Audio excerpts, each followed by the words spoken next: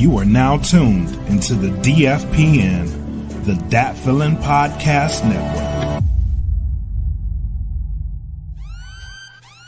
Welcome to the Smoke Pit. It's Friday night, come and take a load off. Come sit in the Smoke Pit, it's time for us to show off. It's been a long week, come relaxing, get some laughs in, and let's talk about these brackets. And while we at it, tell me whose man's is this? Cause I got questions, I'm hoping you can answer it. Get ready, cause you know we gon' talk a lot of shit. It's Mac and Mac, welcome to the Smoke Pit.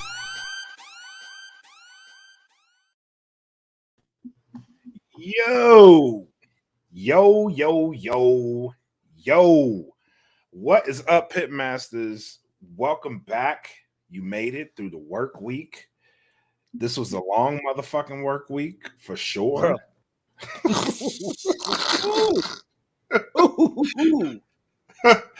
Well, this work week wasn't bullshit, boy. That bitch was hitting. You gonna earn your money this week,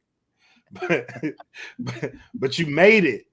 Welcome back to episode 56 of the Smoke Pit. It is I, bred like a king, made as Kelvin Cayley, along with my host Mac, aka your boy, aka the homie. Episode 56? 56, bro. Oh, 56. Bro. You know, have you thought about it? That we are closer to 100 than we are to 1 at this point. Yeah. That blew my mind when I thought about it today, man. Like we're on the downhill portion to 100. Yeah. Then we are back to 1. We in there, baby. We in there. We are in there. But we got a good show for y'all tonight. First, let's get the sponsors out of the way. Go to www.gettheplugs.com. Enter in code DFPN10 for a 10% discount.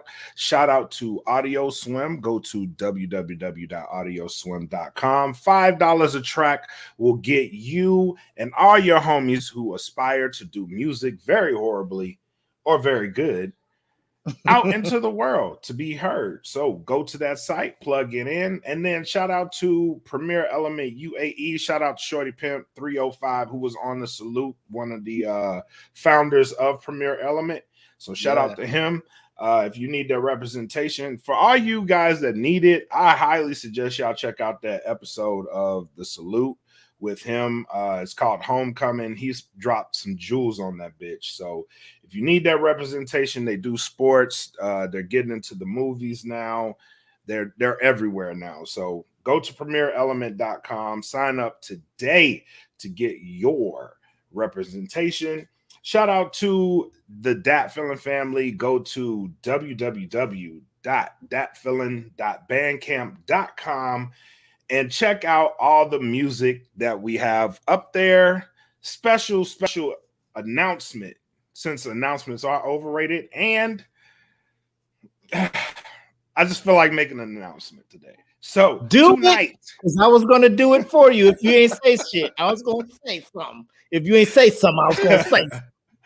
Tonight at midnight Pacific, because we are doing the Smoke Pit and I gotta make sure everything's good after this. So tonight at midnight Pacific, we will be dropping 2 new tracks from myself. I will be dropping 2 new tracks, one called Strange Land and the other is called Only You, which is featuring my good friend and very talented singer, Mr. E. Smitty. I'm very excited for both of those tracks. So midnight, go to that website and you will be able to hear these 2 new tracks. This and many other episodes are available on our Patreon. So go to www.patreon.com/datfeelinpodcast. Another hint, the rant is now on the Patreon. So go check out that and many other ad-free episodes that we have. And then finally, you see us rocking the merch. You see everybody else that's doing the podcast rocking the merch. Go to the Teespring to get that at teespring.com. Search for Dat Feelin Podcast, or you could just go to this link and you'll be able to go straight to the merch that we have available. So, Mac. Yes. Let's get into this show, my friend.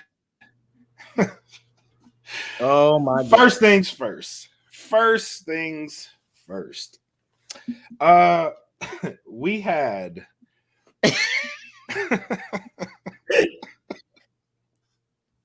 we had the Verzuz no one asked for.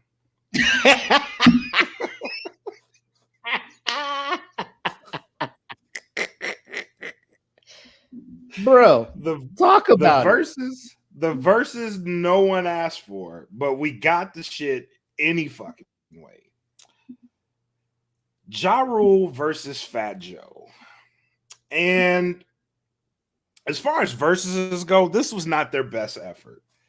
But in the grand scheme of things, did Ja Rule wash Fat Joe in this Verzuz, or did he wash Fat Joe in this Verzuz? Now, are you asking me for my opinion? Yes, please. The floor is yours, sir. Thank you. Because, ladies and gentlemen of the Pitmasters, first of all, just let me say, shout out to Pitmaster Jamie, Brian, and Jen. Yes. Lauren jumped in here as well. Also, Lauren, your husband, Carl, aka Goonie, Pitmaster Goonie, he was at the call sign night with me. That's why we're running late, ladies and gentlemen. We had a call sign night at the training unit. It was a good time, getting ready, to kind of carry on the legacy and the tradition of our career field in the Air Force. So it was a good thing, a good time, a lot of good dudes named. But Danielle Swanson, thank you for joining in as well. She knows about the call sign nights, but welcome. I was not going to watch this verse initially, right? Because because we talked about, and this was the podcast that you missed because you were for whatever reason. It was weird because you were in New York when the last verse happened, the Locks versus Dip, which happened in New York. Like, you were in New York State. You weren't in New York. Were you in New York City? No. I was upstate. Okay. So that versus happened, and everybody's like, the Locks, like, and we could be real here. Jada won that verse. Not the Locks, Jada. I mean, it officially the Locks won. Because I don't want to sit here and act like Styles P ain't a problem. Sheik just rolls with some good company. You know what I'm saying? Sheik rolls with some good Sheik rolls with some good company. I'll say that. Okay. He knows how to pick his friends. We'll say Sheik knows how to pick his friends. However, when that versus came to an end, there was a reason the post videos, I don't know if you saw them when they went back in the locker room and they made Jada put on the jacket and hold the thing to Kobe winning his first championship. There's a reason they didn't put that jacket on Styles. There's a reason they didn't put that jacket on Sheik. Agreed. Jada is a problem, ladies and gentlemen. You know what I'm saying? It's a problem. And here's the thing. So after that versus, the internet was there are some Pitmasters in here who thought Dipset did some work, that it wasn't as big as a wash as it is. At the end of the day, God bless, I think everybody is in consensus with the Locks won. It might not have been as big as a deficit as how I see it as, but at the end of the day, I don't think there's a legit person who is sitting here saying Dipset won that versus. Right. So the next day, Fat Joe does a video on the verses, and he's talking about how Jada murked it, how it's the mecca of hip hop. Jada came with the shit, the Locks came with the shit. Dipset just didn't have the shit, right? Because when you're doing shit in New York, like, they like the street shit, right? They like the street shit. They like the grimy shit. They fuck with a couple of commercial shit, but they just wasn't fucking, like, Jada just has this aura about him. Oh yeah, definitely. Just be like, this is my nigga. You know what I'm saying? Like street dudes be like, he relates to what I'm doing. I fucks with this dude. So he had a whole thing like, and his biggest takeaway I took from that video, when he was giving us the breakdown of last night, or the Dipset Locks battle, his big thing was, yo, if you're trying to get Jada, the price today to get him is not the same price as it was yesterday. Because he just upped. Yeah, his stock went up. His stock went way the fuck up. Almost to the point where now I'm looking at, whenever this tour comes through with Dipset and the Locks, like I am looking for tickets to see Jada. Like the rest of, like, right. If you want to get up there and, hey ma, what's up? Let's ride. We get it. Like, cool. But I'm going for bars, for Jada's bars. Give me these bars, bro. Yes. This Verzuz, I need to look into who comes up with the nominees for this shit. Like, you know what? Half the time it's just posts, and we'll get to why I think that is. It's okay. Just, they look at posts and be like, "Is this shit popping? All right, let's do it." And for some odd reason, I don't know why this one came up, but it came up. We did not need this Verzuz at all. We didn't need it.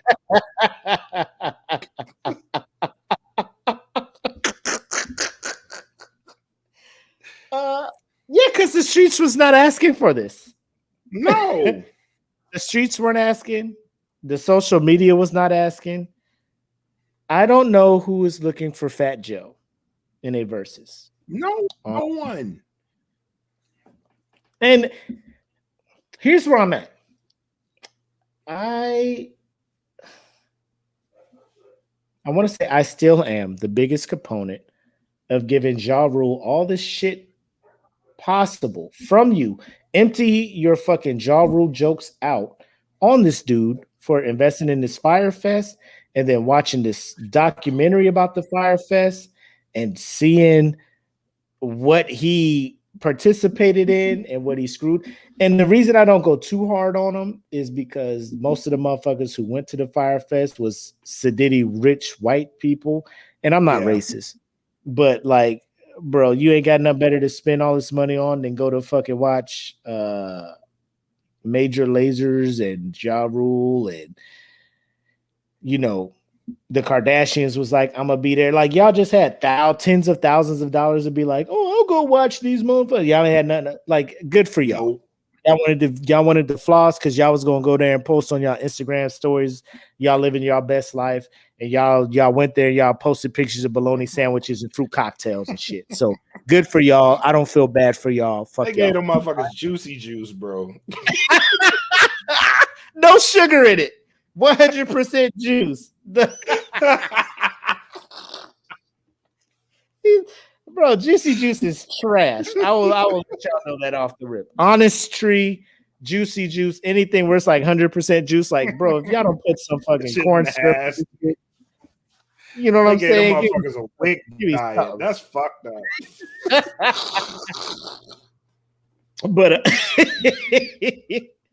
But here we go. I'm not gonna say Ja Rule didn't have hits though. Exactly. Like I would be the biggest fronter in the history of podcasting if I was to come on this show and be like, Ja Rule don't have hits. Because he got chart hits. He got chart topping hits. And that was made more aware during this Verzuz.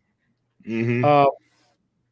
Fat Joe, the streets ain't checking for you, bro. Like, I don't know who gassed Fat Joe up. You could win. Think in Fat Joe's head, this is what Fat Joe thought. Fat Joe looked at Ja Rule like he was Dipset, like he had commercial hits. Mm-hmm.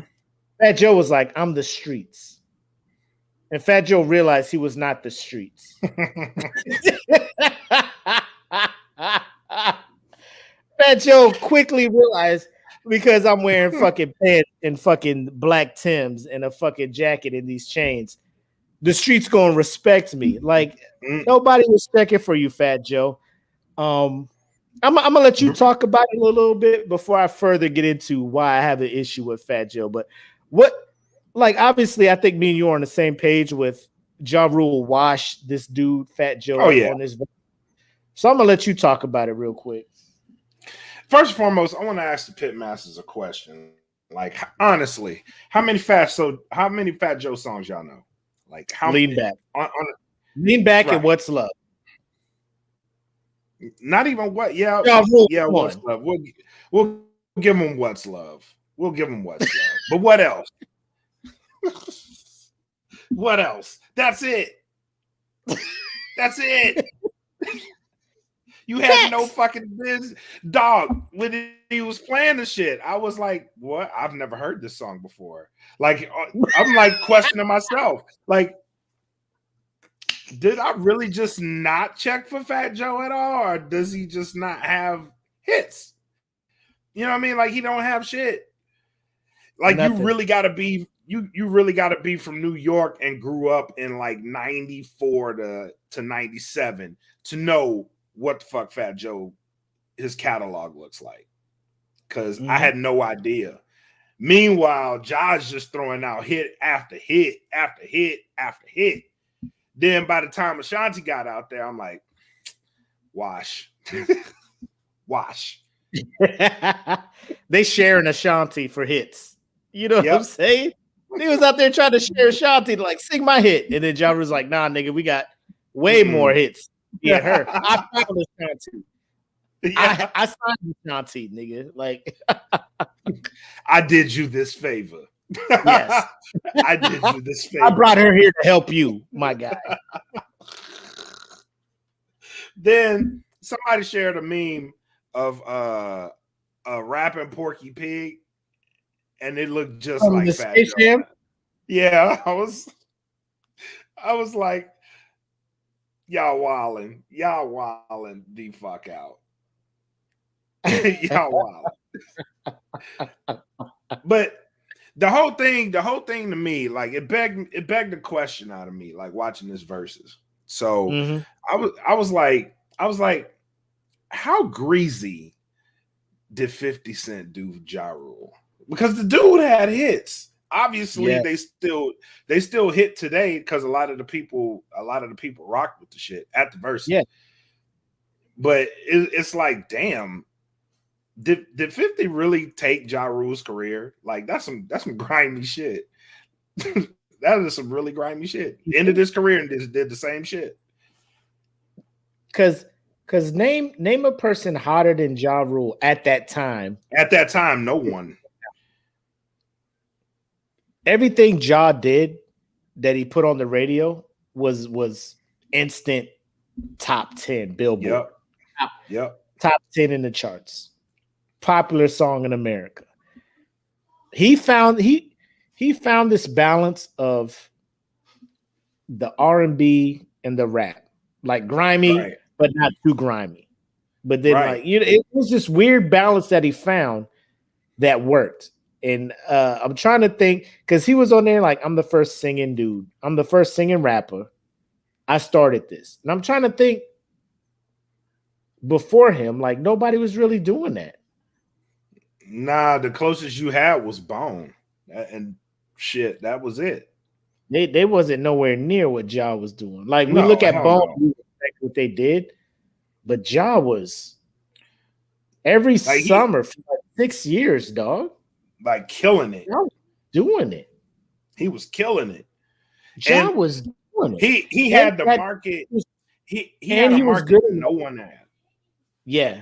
And he was hood enough, street enough to still get the street dudes on there, like Jay, like DMX, like you know what I'm saying? Like he was getting them shits, and like 50 just stopped him.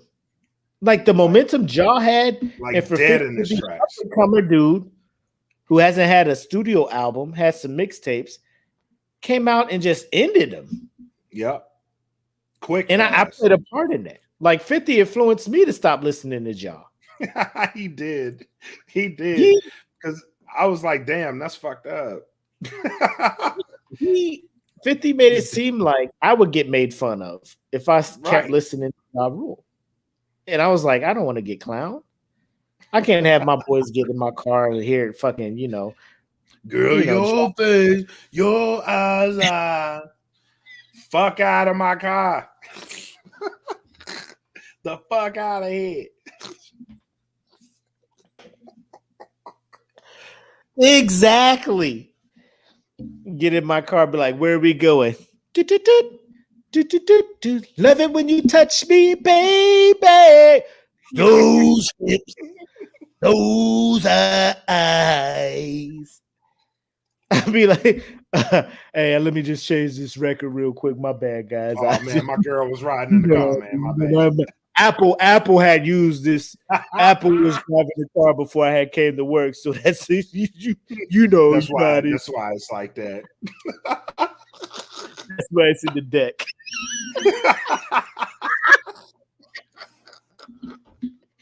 Bro, try to tell us start listening to 50. Ja Rule got out there, and I was like, as corny as these songs are, because I listened to it and I was just like, he out here like, this the Mecca of hip hop, New York. Let's go, blah blah blah. Always there when you call. I'm always on time. Like you kept saying it's the Mecca of hip hop, like when Jada was saying it was the Mecca of hip hop, and he would spit bars. Like right. it's a difference. You want to announce Mecca of hip hop? We in the garden and spit Jada Kiss bars. I'm just like, oh, this is hip hop. It hit way harder when Jada. Yeah, when you hear Mecca way harder. It's different when it comes from an actual MC. Right. I'm not saying Ja Rule was not successful, that he's not popular, that he's not an MC. Jada is what most people who dabble in hip hop would consider a legit MC, a legit rapper. Ja Rule is an artist. I'm not saying he didn't have rap songs, but he's an artist. And he was smart with it, which is what I don't want to take from him. He was smart. He saw the formula. He saw what worked. He saw what sold. I'm going to do a rap. I'm going to have a catchy, whoever's good in R&B at this point. J-Lo, she popular. I'm going to do some songs with her. Ashanti, she hot. She on my label. Every other song on my record going to be with her singing the hook or some shit. You know what I'm saying? Yeah. I'm going to bring Little Mo on here. I'm going to sing songs for the ladies. Like half of my album will be songs for the ladies. The other half will be for the dudes. That way dudes will buy it. Ladies will buy it. He was Drake before Drake, if I could say that. Very much. Very much. If I could say that. No, you're right. You're right. Johnson's in here. Take the right picks for the hook. Ja Rule and Irv Gotti knew the formula, and they rode that shit the fuck out, and that shit was working until 50 Cent showed up and fucked it up. Looking at Fat Joe, he knew, like, in no universe should Fat Joe be like, I want to get on a Verzuz. None. This in every man, parallel universe, he is getting watched. Man told, like, when my man was up there, Fat Joe was like, you singing these old ass songs, man. Like, you got hits from 20. I got hits today. And he rolled out with fucking All the Way Up with Remy Ma. I'm like, I don't know if that dude knows that really wasn't a hit. You know, like that single there is not as big as anything Ja Rule had. Like nobody was really checking for All the Way Up like you think they was. No, you know what version of All the Way Up I checked for? The one with Jay-Z on it. The remix.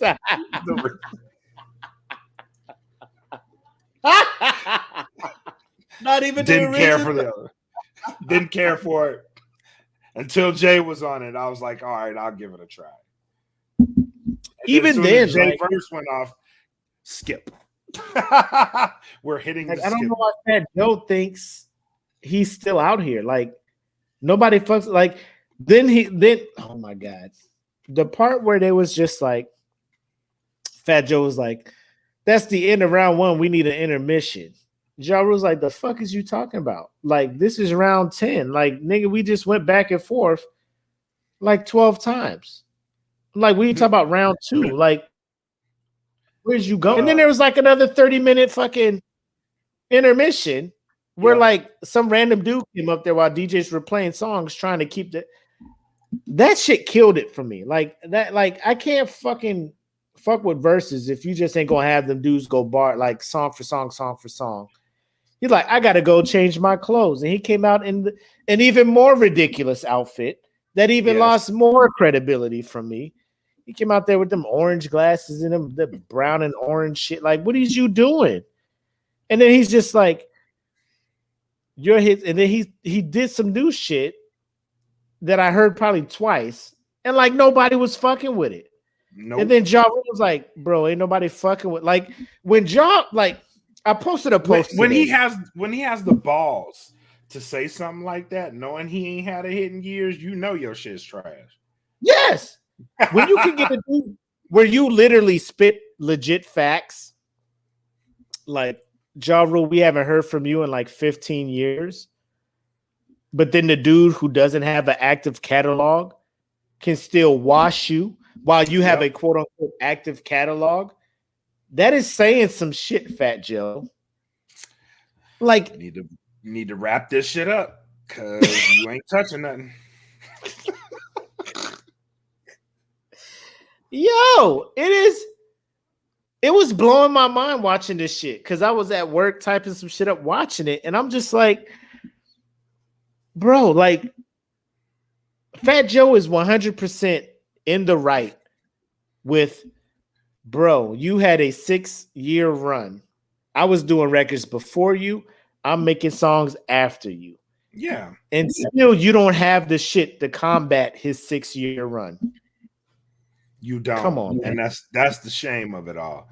Like you have nothing for him. Fat Joe I would have loved to see Ja Rule versus 50. Like I would have loved Fat it. Joe was too hyped after the Dipset Locks shit. Like he was just like, the streets is out here. I can't like I think that was the biggest rude awakening for Fat Joe. Like, bro, because when they were playing their songs and the DJs would, fade the music out to let the crowd jump in for some shit. Mm-hmm. The crowd knew Ja Rule shit. Yeah. Fat Joe, he specific, like there were songs where like his DJ was yelling the hook. And I'm just like, this is where you would fade it out to let the crowd say this part of the song to let them. And he only did that in the second half when Ashanti would come out and sing his hooks. Yeah. All the shit before, like nobody was fucking with this shit. Like he thought he was the Jada in this situation. He thought he was Jada and Ja Rule's Dipset. And it was the rudest awakening for Fat Joe when he found out the streets don't fuck with him. Yeah. Sir, like we're going to need you to take several seats. Bring Remy Ma out. The streets don't fuck with Remy either, dog. I'm sorry. No. Like, the streets don't fuck with Terror Squad. And he brought out Dre, not Dr. Dre, ladies and gentlemen. No. Dre, to sing a hook and do a rap. Like, I'm like, what song is this? You brought a whole human out here to do this hook. and you took up this time that you could have probably rapped another rap. Like, if we just don't get the lean back and what's love and call it and do New York, which is a feature you had on Ja Rule's single, bro, like and go home. You have to know you don't have what it takes to fuck with Ja. You thought you was the streets. You thought you could come out here and do street shit what Jada did that fucked up all of Dipset. And the streets don't fuck with Fat Joe. The streets don't fuck with Fat Joe. It was the most embarrassing thing. And the memes that came out afterwards about how Fat Joe looks after being washed by Ja Rule was ridiculous. Crushing. 100% ridiculous. They did not take it easy on him. And they shouldn't have. They should not have. They had every right because you had no business being up there. Know your place. Yep. So here's what I would say. Here's what I would ask you. You're an MC. You rap. Yep. obviously, like I always lean to you, to MRK, to Wiz's Beast, because I'm not a rapper. I'm not the one trying to figure out a way to put experiences in my life on paper in a way that relates to other people. Because I feel like I would write some shit that just relates to me, and most motherfuckers won't get it. But I'm just like, this is how I feel. So it's an art. It's a way to try to write some shit that relates to you, but is also relatable to other people. So of the two, Fat Joe and Ja Rule, what would be a better competition for Fat Joe, and what would be a better competition for Ja Rule? All right, let's start with the obvious choice, Fat Joe. Okay. Stop doing verses. Don't do it no more. Don't do that shit no more. Pack it up. Yeah, just pack it up. Stay in the crowd. Don't come back up there no more, bro. So there's no artist, no MC where you feel Fat Joe and him can go bar for bar, song for song. No. You think Fat Joe's catalog is that weak? Yes. Yes. Abraham, bro, get out of here. Yo, super petty ass. If anybody's supposed to be petty, it's supposed to be being black this week, man. Yes. You're supposed to be here with me. Don't do it. Don't do it. Don't go up there no more. Don't go up there no more. Just relax, bro. Go back to podcasting because I know you're doing that. You're good at that. You have great guests. You give great interviews. Leave it there. Don't leave rap where it was. Stop. For Ja, I would have loved to see Ja versus 50. Because I thought that's happening though. I know it won't happen, but okay. If they could find a way to not be petty, and Fat Joe versus Nori, I like that. Nori's gonna win. Nori would win, but I like the matchup. I do like. So you're saying Nori's gonna win? So like, why would you want? Like, when I look at a versus, I'm like, so the one everybody brings up. The one everybody brings up. The only person that can fuck with Dr. Dre is Kanye, and I agree with that shit. Like, if they just going based off of bar, like rapping wise, Dr. Dre is not in the atmosphere of what Kanye did his first 3 albums. No, 4. We got to put. No, 3. Because because you saw what I did. Like, Yeezus got in the way, or 808s and Heartbreak got in the way of my. Yeah, you're right. You're right. I was going to say 4, but I was like, wait. I had to think about it. What I wanted you, but it didn't do. And I was just like, oh my God, Kanye, what is this? What is this? Hey, 808s and Heartbreak got some shit on it though. Like it grew on it.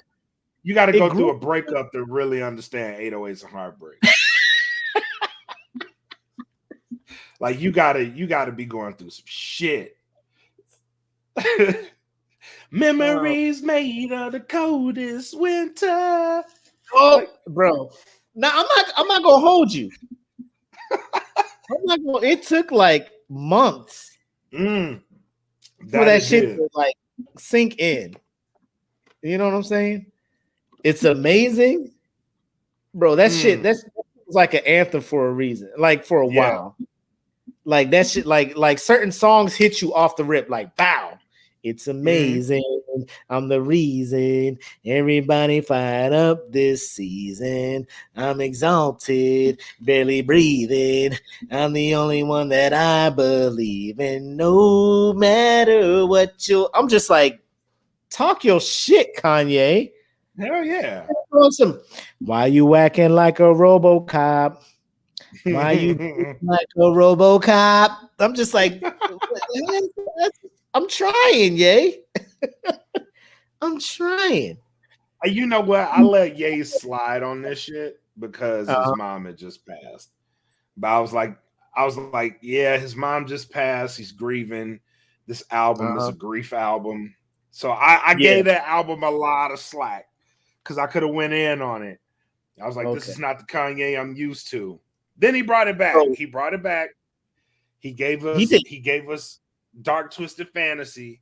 And I was like, thank God he's back in his bag. Let's go. And then Yeezus. And I'm like, God damn it. Get this man some meds. Make up your mind, Ye. Yeah. What are you doing? You made me love you, Ye. You're supposed to change. You don't follow up. You don't follow up fucking Dark Twisted Fantasy with this shit. What are you doing? Have my hopes all up. You give us this bullshit. Oh man. So who did you say for Fat Joe? The best, the most legit, the most logical. Who would you put Fat Joe up against where you could be like Fat Joe may win? Is there anybody you could think of in hip hop? Not after watching that Verzuz. Fat Joe, he has a catalog, and that's great, but his catalog isn't strong. You know what I mean? Like hit wise, he ain't got nothing to mess with nobody. He got like 2 good hits. That's it. Street wise, if you're a street cat and you really rock with that shit, somebody said Papoose. Get the fuck out. You rocking with Fat Joe. You're not from this. Like, I'm not from New York. Now, listen, I'm not from New York. I don't know if New York fucks with it. I know he's from the Bronx. I don't know if the Bronx holds loyal to supporting Fat Joe or what. But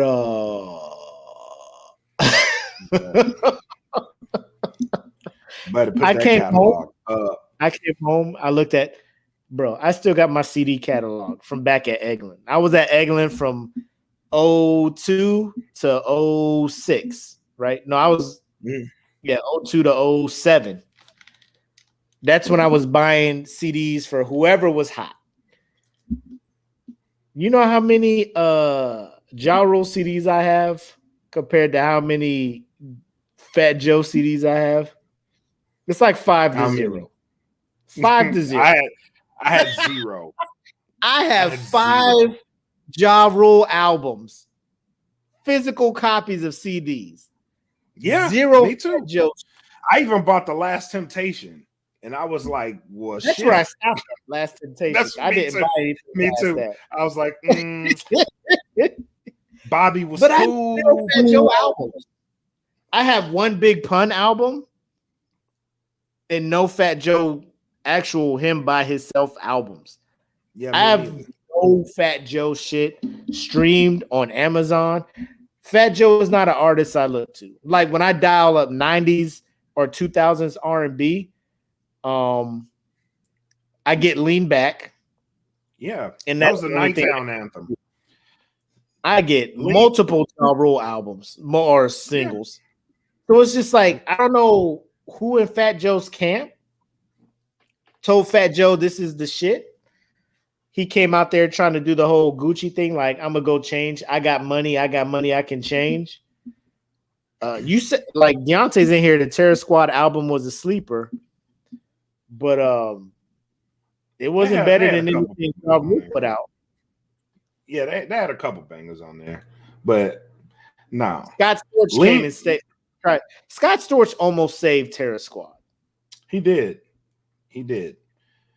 Listen, in that one section where Ja Rule's like, I wrote these songs, Fat Joe was like, you want me to put, I could play Candy Shop because I produced Candy Shop. And Ja was like, that shit ain't even good. When Ja Rule can come at your neck with actual facts, my guy, like the shit Ja Rule was saying should have been easy setup for Fat Joe to just crush him. Ja Rule's like, go in 6 years. I'm high school memories, college memories, grow like club memories. 6 years I held this shit down. Like it's like, Fat Joe, here's your chance to be like, you dead, but you don't have the fucking ammunition to be like that. No. Buddy, you went into a rocket launcher fight with a goddamn pea shooter. Like, no. Stop.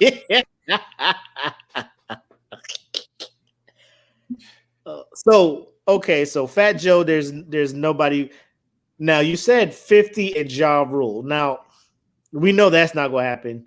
Can you think of another artist during those years that Ja Rule was hot that can probably be up in there with Ja Rule, or was he just too hot for that time period for anybody to fuck with? Maybe Nelly. Nah, never mind. Let me stop. No.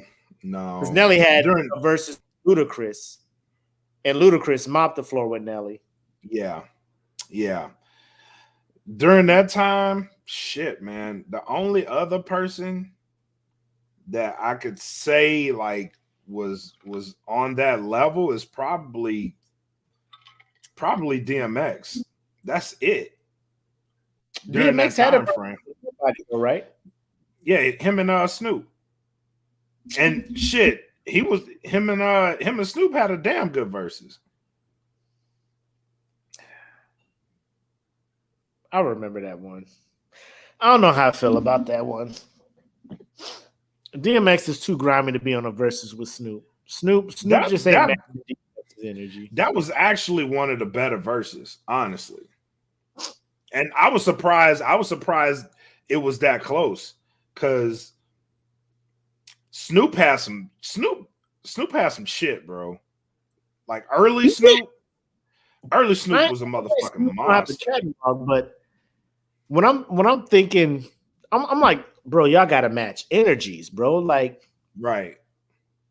Like I love the verses where it's like songwriters or producers, because you see their full creativity and shit, right? Like the joint with who was it? Who did RZA go up against? P Rock. DJ. That was one of my favorite verses. Oh my god, talk about that was one of my favorite verses. That shit I liked. I love when the producers go at it. I liked obviously the Timbo and Swiss, the OG one that started it. I like the songwriters, like when Neo went against Sean Garrett. Yeah. And then the shit they do, the T-Pain versus Little John. That was another one of my favorites. Shit that I love. Even the Manny Fresh Scott Storch one. Yes. That one was good.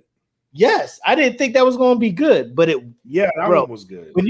Because they opened their catalog so wide where you're just like, I didn't know this dude had a part in this shit. Right. I didn't know he dabbled in this, you know? Right.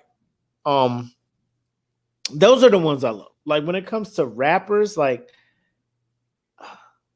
when you keep holding shit in New York, you gotta go to a different level when you're in New York. You gotta know if you knew or not. And here's my thing: after what Jada and the Lox did to Dipset, if you want to jump out there and be like, "Yo, this is the mecca of hip hop," this is like you better be spitting. You have to know if you have that. You better be spitting prisons, bro. Hold up. Eric is in here saying Ja Rule is the weak link in Murder Inc. Who was carrying Murder Inc., EJ? Who was carrying Murder Inc.? I'm curious to know this answer. Cause like I know Cadillac Taw had one good song that was on like the Fast and Furious soundtrack, where he's using the beat of a two-way pager. You already know. Look.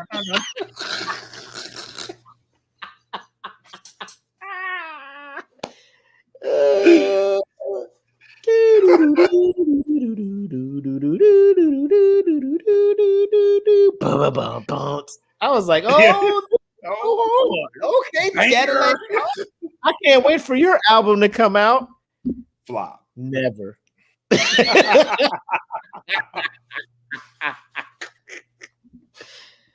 Oh shit. Oh man. But let me ask you this. So this versus just happened. We haven't had a chance to talk about this, but Donda and Certified Lover Boy came out. There was a whole thing going on. So the last 2 weeks, I think 2 weeks ago, Certified Lover Boy came out, album by Drake. Week before that, last week of August, Donda came out. Right. How you feeling about those two? And how do you feel about each album? And which album do you think is the best of the two? Ooh. I'm asking you as an artist, because I'll voice it as a casual fan. I want you to break it down artistically. Oh man, that's a hard question to answer. As an artist, I know Ye is on another level, right, mentally, artistically. You know what I'm right. saying? So try to break that down for us. I'm gonna surprise a lot of people, and I'm going to speak from an artistic standpoint. Please do. Donda artistically was a better album than Certified Lover Boy. To me, artistically. Because Ye has this ability, to go outside of the normal range of what a normal artist would do. For instance, you look at Certified Lover Boy, there's a profile for Drake, right? You know what you're going to get out of a Drake album. You know this, right? You're gonna get some kind of girl reference, relationship problems. You know what I mean? So you're gonna get something along those lines with a Drake album, right? And he doesn't disappoint. The shit's gonna be kind of fire. You're gonna get a Future feature, right? You'll get somebody else that's hot around that time. You'll get them on a feature. That's your Drake album, right? His artistic limit is in that range, right? Kanye doesn't have a limit to where he can go artistically, and Donda proves this, because just as he did with the previous album, he kept the gospel, but the way that he was able to stretch it further than he did the last album, like he went deeper than he did on the last album. And artistically, Ye is reaching further than pretty much anybody doing music right now, artistically. Now, as a casual listener, my ear gravitates more towards Certified Lover Boy. Because you have the sounds that I like to hear, right? You have the same sort of features, like you have a Jay-Z feature on Donda, you have a Jay-Z feature on Certified Lover Boy. Out of the two, Jay-Z goes way harder on fucking Certified Lover Boy. That's one of Jay-Z's best verses in years on that album. And you could tell that he put effort into it. Not saying that he didn't do it with Donda, but the effort that he put into getting on Certified Lover Boy made that track hit way harder, because he spit gems on that shit. So did every other artist, right? So my ear gravitated more towards Certified Lover Boy, but artistically, I can appreciate Donda.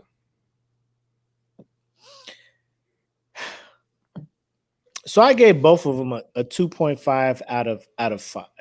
And the reason why it was only 2.5 is I'm basing it off of their previous work. You know what I'm saying? Right. Like their potential and their trajectory, what it was, is these albums were not what I expected. And again, this is me as a casual fan, because I'm not a rapper. I'm not trying to get in the head of an artist or anything. If Donda was probably 17 tracks instead of 26. Oh, yeah, it would have been a way better album. It's too long of a listen. Yes. There are easily 9 songs to chop off that motherfucker to make it a great album. Right. You are right. But like I said, it's one of those things. I'm listening to it. I don't want to go too hard on it, because every artist has the right to make a project that is personal to them. And if they feel that it is something they want to share with the masses, Put it out there. It is Right. not my place to tell Kanye what music to make, whatever, if that's on his soul, if that's on his heart, if that's how he wants to pay homage to his late mother, go at it.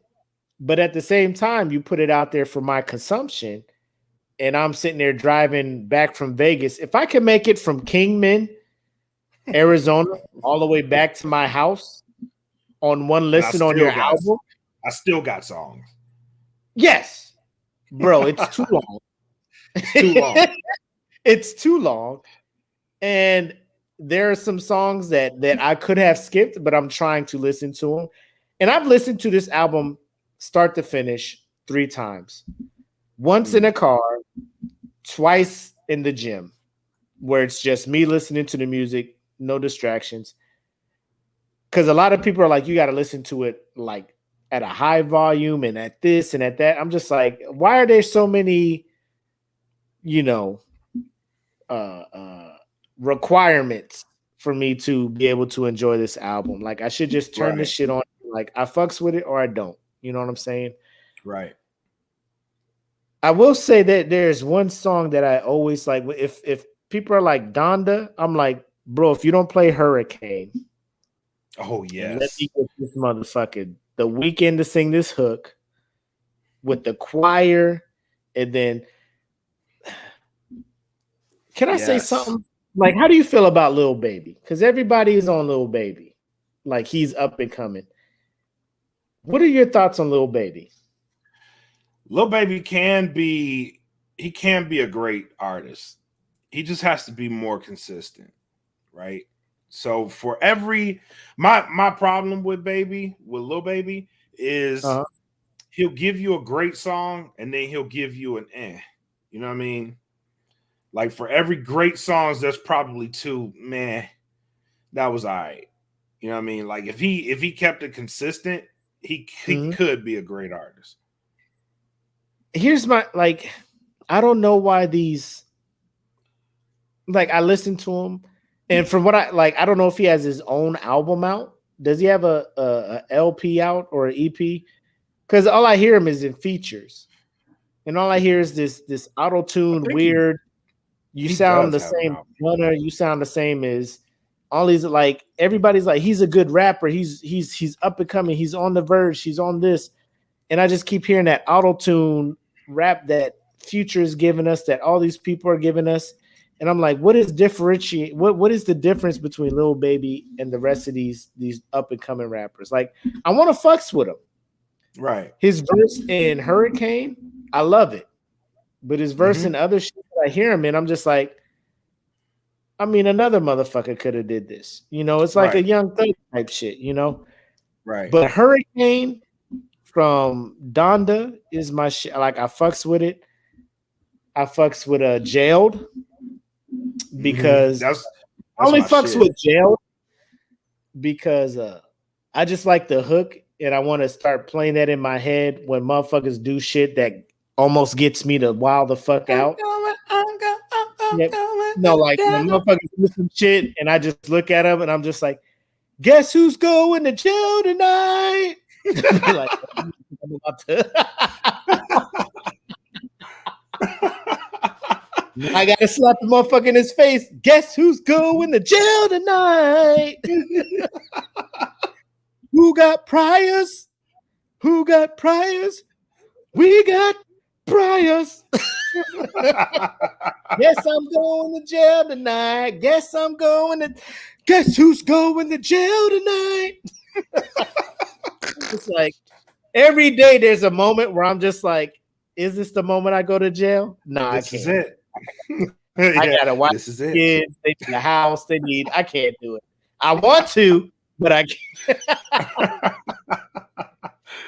But like there are songs on Donda that I like, but it's not enough for me to be like all 20. Like, and people look at me, they'll be like, listen, Mac, you light skin, you like Drake.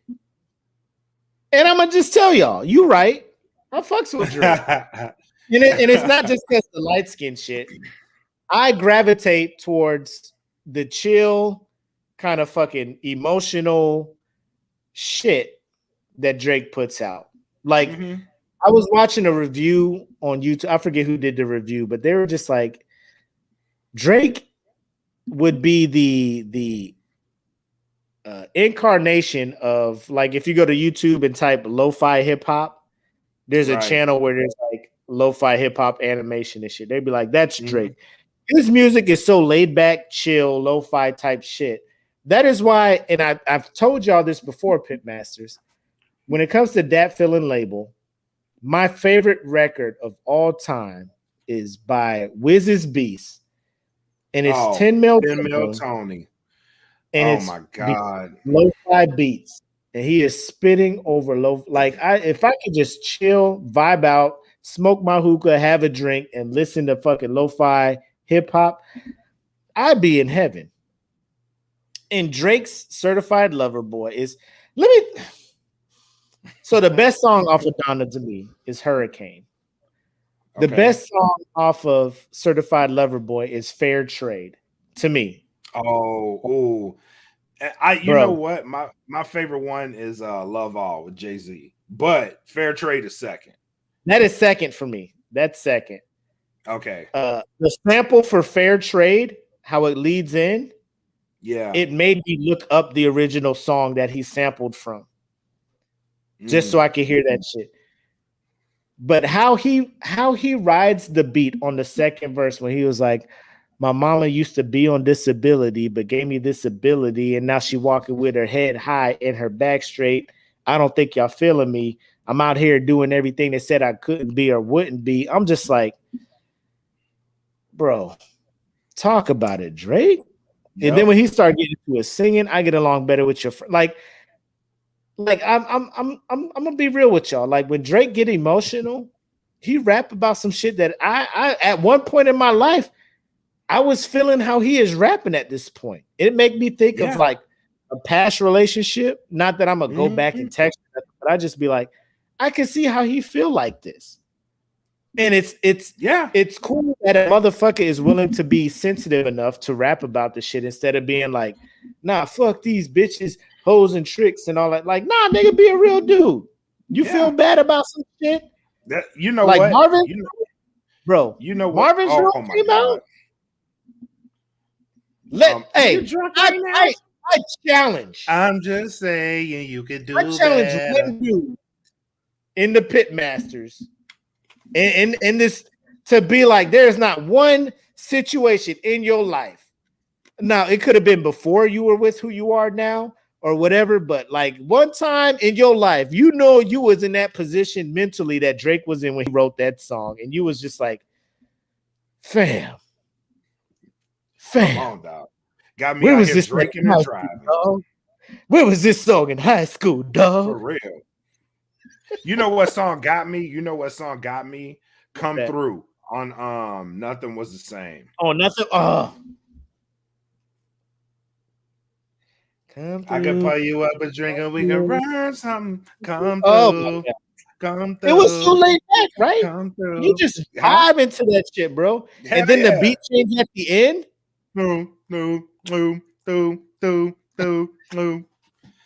Why has it been so long? Tonight. Guy, you picking up your phone? Hello. What you doing? Are you on the phone? No. I'm saying, what you doing? You just calling her, bro. That's how Marvin's room almost had me. Cups of the rose. I'm just saying you can do. Oh better. My god. Tell me, have you heard that lately? Are you drunk right now? Yes. Nigga. Like when you can sing that level of disrespect. Fuck that nigga that you love so bad.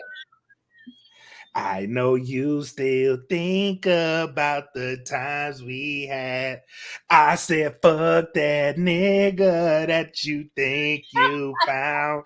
And since you picked up, I know he's not That around. last part of that bar. And since you picked It's up, so disrespectful. I know Since you he's picked not up, I around. know he ain't there. You don't give a fuck about him, girl. Like, you could have let this shit go straight to voicemail, but the fact you hit accept this call, you hit the know green what it is. button. You know, You because hit that he's green gone. button. You still want to talk to me? I'm just saying you could do better. The disrespect! And he's saying it so smooth. Rappers Then he have been broke it trying down. to relay this level of disrespect through bars, and he sang it. He sang it. And then he put a spin on it.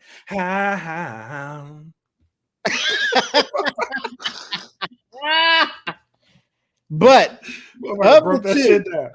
of the two albums, I gave both Donda and Certified Lover Boy 2.5. Only because like I expected more from Drake. Like Drake's formula does not change. Drake knows what works, and he keeps fucking with it. So because he's not quote unquote growing as an artist, I faulted it. But of the two albums that are both 2.5, I enjoyed listening to Certified Lover Boy more than Donda. Facts. There's only there's only one legit skip that I give Certified Lover Boy, and it's that song with 21 Savage, the Gang Talk or Knife Talk, whatever it is. Yep. That has Project Pat in the beginning, and I'm like, oh, I might fuck with this shit. And then and then 21 Savage comes on, and I'm just like, oh, J. Cole ain't writing your verses. I can't listen to it. Nope. He This left ain't a you J. alone Cole in the studio. Yep. He left you alone in the studio, bro. Alone? Oh no, he gave you your own pad and pen. Yikes. Yeesh. Jermaine, please. Cole. Jermaine. Cole.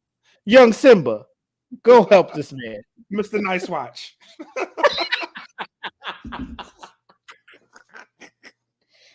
Someone help him. But you know why I scored Drake so low? It's because before this album came out, this motherfucker was dropping bangers. Like Laugh Now, Cry Later. Banger. Mm-hmm. I forget the name of that song, but he was like, what's wrong with you? I sit in the box with the owners, dude. Like, I work out to that shit. Oh, what's next? Yeah, that. Bro, his Scary Hours, that little three track fucking EP or whatever. Yeah. He had Lemon Pepper on there where he just spazzed the fuck out for like 4 minutes after Ross. Yes. Bangers. Yes. He gave us bangers before this album. So I'm like, oh, when he dropped, it's a wrap. Dark Lane demo tapes. Like Dark Lane demo tapes was better than Certified Lover Boy. The shit he put out agreed as a placeholder before this album. I'm like, nigga, this you could have put out Dark Lane for this shit. Yes, you could have. And been successful.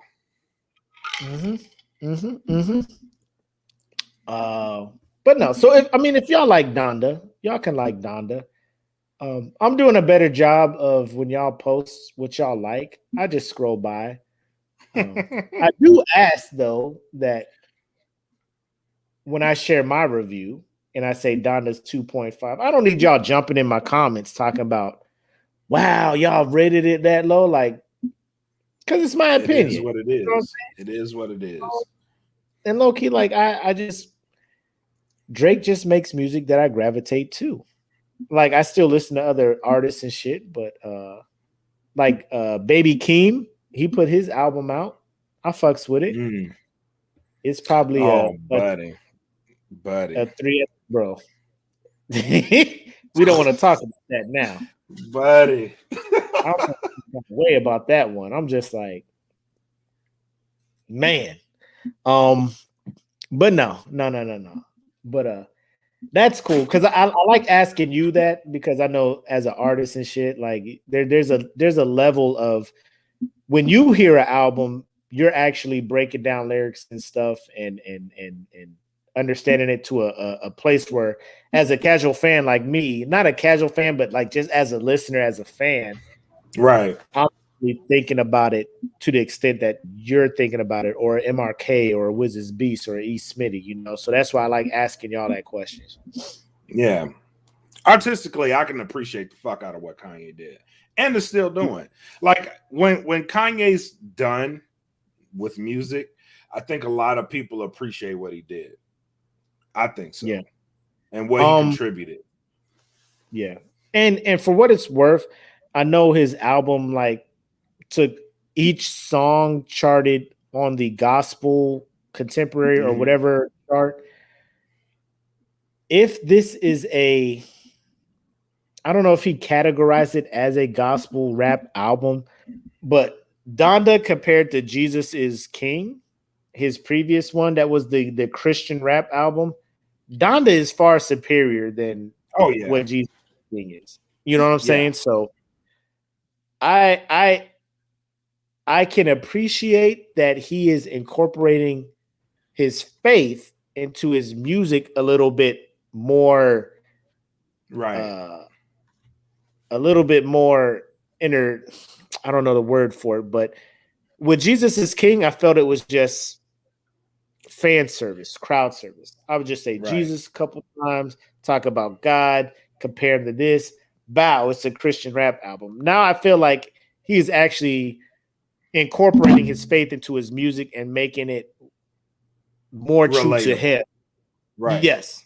True to him. He's making it relatable. Like, all right, Kanye, I see what you're doing. Okay. But just I can't be in my car listening to Donda and having a good time. Like I could put Certified Lover Boy in and be like, you know, it's gonna be a good drive to work, you know. Yeah. Way Too Sexy. Let me tell you. So Lifter in here talk about Way Too Sexy is in my 2021 anthem. Way Too Sexy is a borderline skip for me. Because I feel like none of the artists on that track really want to be on that track. Young Thug at the end, I think they just hit that mug up on his way out the house, was like, hey, bro, you need to give us this verse for you bounce. Oh, I can't. Like,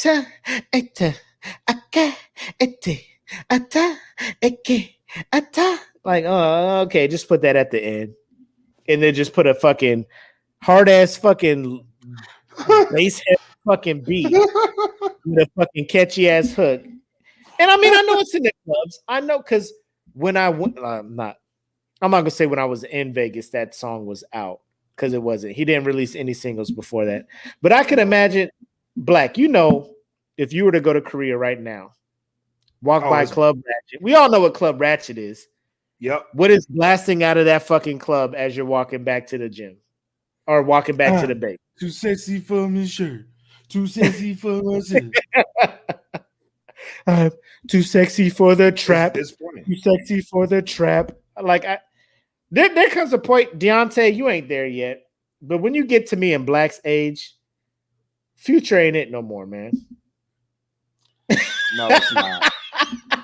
I know you don't want to hear that. I know y'all young cats don't want to hear that. Oh, there comes a time. There comes a time where you will wake up in your life and hear Future verse and be like, this motherfucker is trash. Like the shit that gets me is like I sound now like my grandmother used to sound. You know what I mean? Like turn this mess off. Turn it off.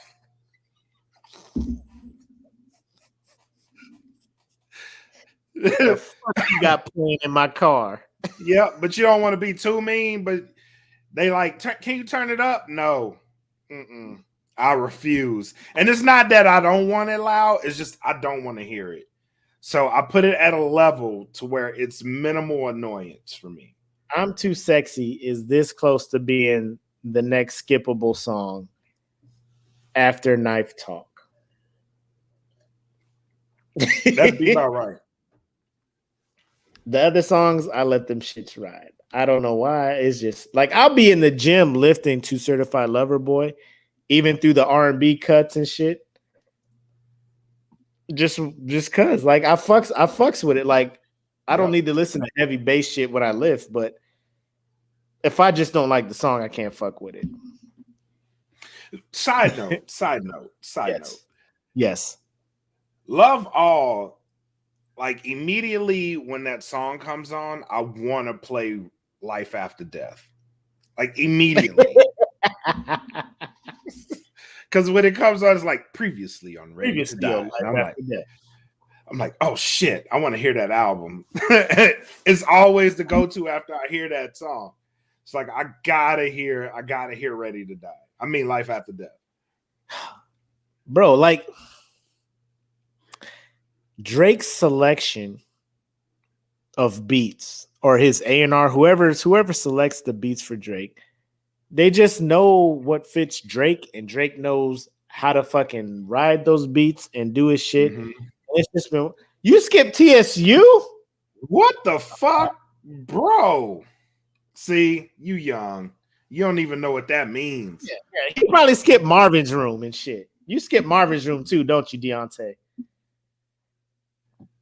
That's the shit where you listen to it and you just drinking, smoking some shit. You just be like, Swisher highs. Bro, I'm making it rain in this bitch. I make it snow in this bitch. She making run in this bitch. I was just like, oh my God. Oh my God. I just hell yeah, I did. Deontay, let me just tell you some shit. There will come a time where you just listening to some shit and you just be like, I fucks with this shit. Mm-hmm. Like you start moving away from Future and just start to some chill shit. Cause like you still in the age where you want to go to clubs. You know what I'm saying? You just want to go to clubs. I'm at the age where I want to go to a lounge where I can sit down and just listen to fucking good music. Smoke a cigar and just yeah. Some old people shit. That's what y'all would call it. Me, bro. Yeah, I want to do some old people shit. Like I want to sit in that bitch with a whiskey and a cigar. You know what I mean? Like people. You know what I mean? Like just sit in that bitch and I ain't doing shit. I'm just sitting here with a cigar that I'm halfway smoking because the bitch burned my lungs to death. But it goes so good with whiskey. I watch a phone in the pool, watching a bro. That's the shit I be on, man. Just smoking my hookah, just chilling, drinking. This my shit. This my bro. Show him, Mac. Just just sitting there. Just like,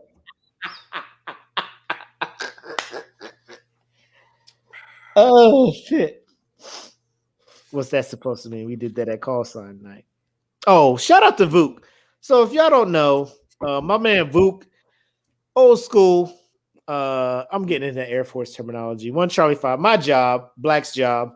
Yep. He's back here at Luke teaching the up and coming new generation of WDs and shit. So this is our first time hanging out.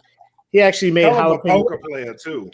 Vuk got a mean ass poker face, bro. Like if you ever want to learn poker, that's the guy you need to learn it from. Yes, Vuk's a hell of a poker player. But me and him reminisced on some old school type shit, man. And he's like, I'm old school career field wise or career wise. They look at me like, damn, you've been in fucking 19 years. He's been in before me. So he's an OG. I'm old school. He's the OG. And then there's the new school shit coming up under us. So shout out to you, Vuk. Appreciate you coming through. My man had Cuban cigars for us to smoke, but I was like, I got to be here for the smoke pit or whatnot. But we are going to hook up and we are going to have those Monte Criscos, my guy. Believe that. Save me one, my guy. Save me one. Oh, he got the Monte Criscos? Bro. My man. Come through, man. Come through to Phoenix, bro. Come smoke with your boys. Come smoke with your boys. I'm on it. You know what? I'm gonna try to come that way when Sam comes that way. Boy, when I saw that shit, no, we'll talk about that later in the final shot. Yeah, we'll talk about it. Yeah. What you want to talk about next, man? What you got on deck next? Let's go into a serious topic, but let's lead this in with a question. Okay. So as you guys know, Texas recently passed a controversial law on abortion, which has gained a lot of backlash. Rightfully so. Rightfully so. Huh? Right. You shouldn't be dictating what women. Not really dictating. It really is dictation at the end, but you shouldn't really be telling women what to do with their bodies. It's their bodies. They should have the right to decide on what they do with their bodies. And that's just my opinion. I know a lot of people may feel differently, but that's just my opinion. It's their body. It should be their choice to what they want to do with it.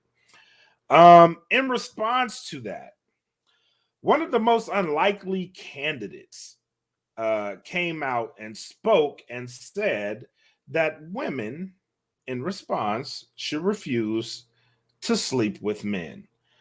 And I just want to ask the ladies, real quick. Does Bette Midler speak for y'all? Is this your spokesperson? So don't sleep with men.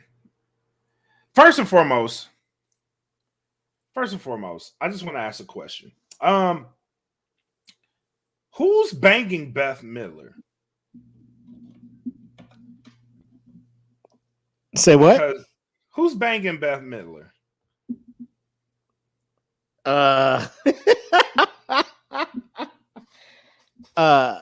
Bette Midler today or Bette Midler from when Hocus Pocus first came out? Today. I don't know. Let me Google to see if she's with somebody, because I don't want to, jump to conclusions and shit. I mean, kudos to you if you are. Let me find that article that I sent you. It's a hell of a shot. This was an article by that I found out from Fox 10 Phoenix and their Instagram page, because they be petty as shit. Mm-hmm. I be finding my most outrageous news by Fox 10. And scroll on up. Where's the Bette Midler shit? But listen, in today's day and age, I get it. Now, if all the females collectively did that, I would be pissed off at Bette Midler. Seriously. Okay. All right. I got the article up. So, back in September 6th, Golden Globe winner Bette Midler recently took to Twitter and offered one approach to protesting the Senate Bill 8, a strict and controversial law that bans most abortions. It was passed through the Texas legislature in May and took effect on Wednesday. Her suggestion was, I suggest that all women refuse to have sex with men until they are guaranteed the right to choose by Congress. The 75-year-old actress tweeted.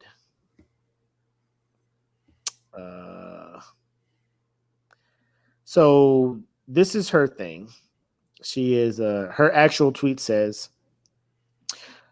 why do hashtag anti-vaxxers and hashtag anti-maskers get to live the my body, my choice life, but pregnant women are not allowed to? How is this fair? Some say it's Texas's way of keeping black and brown women poor. I say it's also because they want white women to replenish the stock. And I'm just like, yeesh, girl, bet you out here wildin'. So yeah, this is a serious topic, and this is something I know was brought up in the SmokePit fan group to talk about. Yep. And I feel at a disadvantage because we're both dudes, we're both men, right? We can't speak on it except from our perspective, being husbands and fathers and so forth and so on. How do you feel about this law being passed? Black? Just your opinion.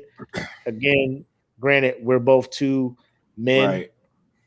If any women want to chime in and jump on the podcast and jump on the show and give us their thoughts, or if they want to just give us their thoughts in the comments, feel free to do that, and we'll make sure they get read and spoken and shared. But what do you think about it, Black? First off, I do want to address the fact that something she said struck a chord with me, right? Like, so anti-vaxxers and they have the choice to protect what's going on with their bodies, but pregnant women don't, right? I do think that statement is rather valid, right? But in the context of what she's putting it, right? Mm-hmm. I think it's incredibly unfair. This law is, and I think about it in terms of, I have a friend, right? Yes. One of my best friends. I consider that person to be like a brother to me, right? He is the product of rape, right? So his mom was raped and was pregnant. She made the decision to keep him, right? Because that was her choice. Now, if she would have made the decision to abort him, it's totally her choice, but I would be without that friend today. You know what I mean? So I could see a little bit of it, but in the end, it was his mother's choice, right? To keep that child, right? So I think that plays a very big role in this law. You take that option away. Like, if a woman chooses to keep a child, it should be her choice. You should not be making that choice for her, right? Because not like my friend's mom, like somebody else could be going through that same exact situation, and the shame and embarrassment that they would have to live by having to have this child, they have to look at that daily, and they have to take care of that daily. You know what I mean? And that hurt and that pain and that embarrassment probably will never go away. You know, so I think the choice should be for the woman. Likewise, if a woman is pregnant and having problems, which is very common. Pregnancy it's a thing, but dangerous pregnancy is actually very common, especially in America. And if you risk a life, if a mother has to carry a baby to term because the law requires her to, and it's causing her problems, that then who's going to take care of that family? You know what I mean? Like, who's going to be there to console them? Are you, politician?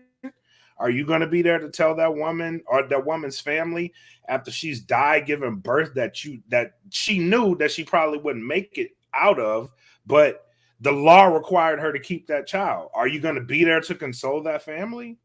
No, you're not going to give a shit at all. You're going to go about business as usual. You made a decision for potentially millions of women to have to suffer. And just by removing the choice, the option for them to live healthier lives, whether it's abortion through rape or bad pregnancy, you remove the option for them to heal properly. You know what I mean? Like, that's what you've ultimately done. And you're not going to be there to console these families when they have to go through their problems, you know? So that I can understand.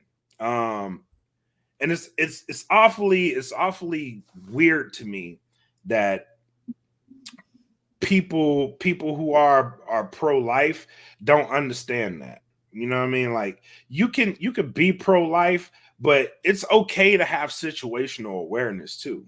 You know what I mean? Like, it's perfectly okay.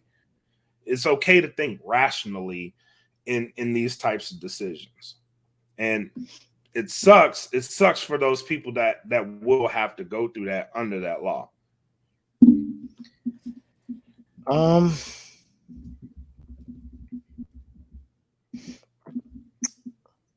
So I want to come on here and look at this. I don't want to say devil's advocate, but just from the other side of the aisle.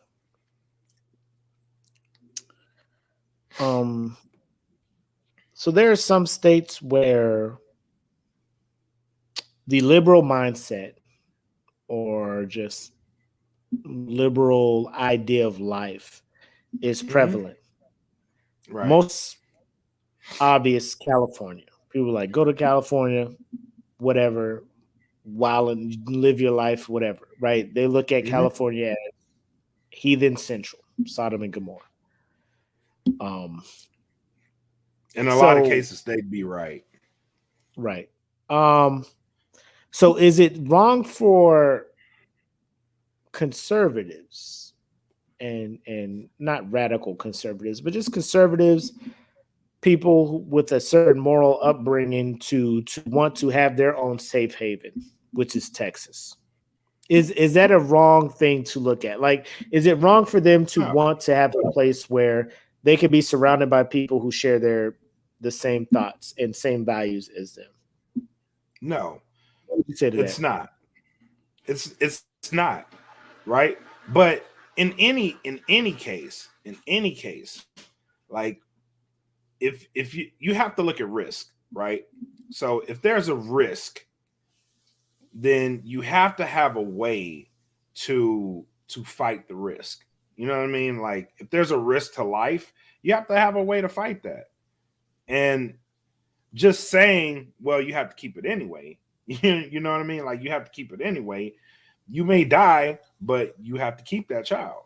You know what I mean? Like in a lot of cases, there's a way to think on both sides and think rationally towards the other side. There really is. There's a way to meet in the middle. And I don't think that they do that a lot of times. Yeah.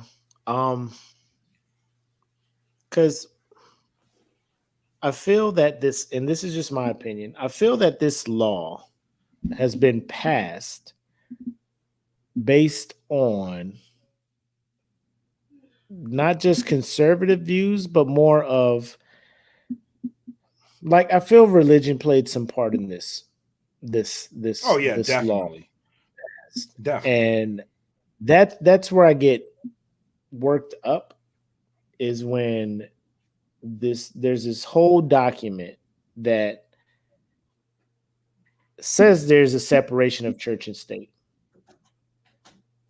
And every time there's an election thing or whatever, these people get on stage and be like, you know, I grew up in Christian background and this, and they use a Bible to swear them into office. And I feel like religion has never been taken out of politics, and it won't, because there's a percentage of America.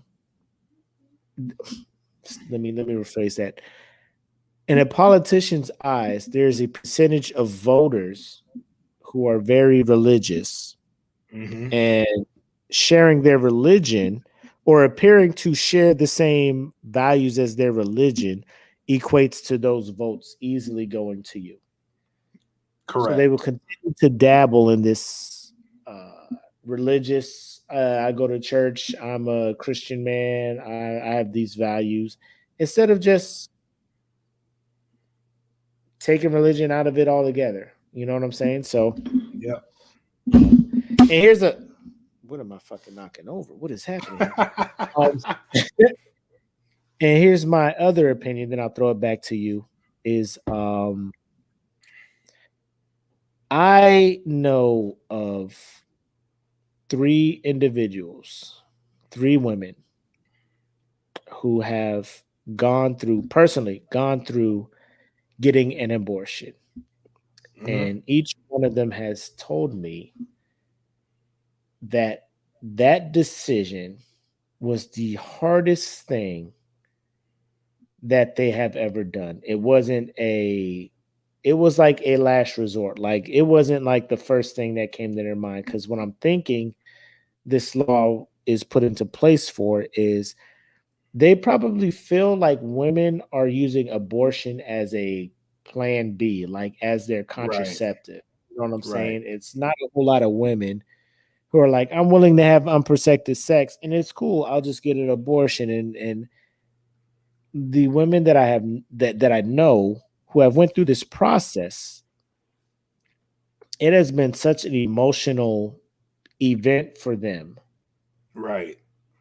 Um it I don't want to tell their story, but the stories they've told me, like it crushed them and they were out of like their mental health was out of it for a while, just emotional, just physical, like that took such a toll on their bodies.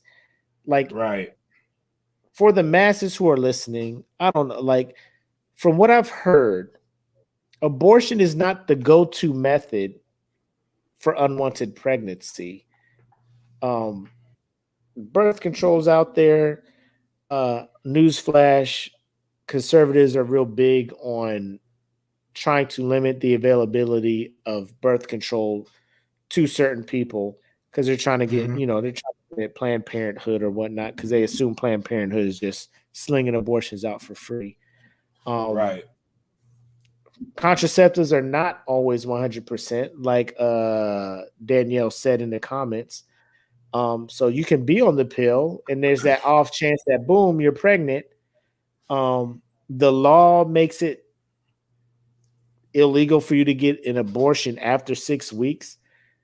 Speaking from experience, my You wife don't never was pregnant right, you don't know until after until six like weeks. 8 or 10. Yeah. Yes, like she was 2.5 months pregnant before she knew she was pregnant. You know what I'm saying? So at Right. that point in Texas, they're just like, well, fuck it, have a kid. And I don't want to get into the argument of, well, now you're pregnant. This, if you don't want the baby, just go through the 9 months, have the baby, and give it up for adoption. Because one, being pregnant limits what you can do. Like your job may be like, you can't do X and X and X. Well, you got to go. Like, and then, obviously there's some legal things you take with that job. But I know one person who went through that process with the mindset of giving up their child for adoption. After 9 months of caring for that child inside of them, when they had the child, she already signed whatever agreement to release the child to the adoptive parents. That event Mhm. destroyed her words, destroyed her emotionally because the baby is born. They let you hold your child to you. That Mhm. bonding, I can, as a guy, I will never know. Seeing Apple hold our kids to her, it is a unspeakable bond, an undescribable bond. Mhm. And you could probably talk to it too, Black. When you see the mother hold their child for the first time, could you Oh, it's imagine? everything.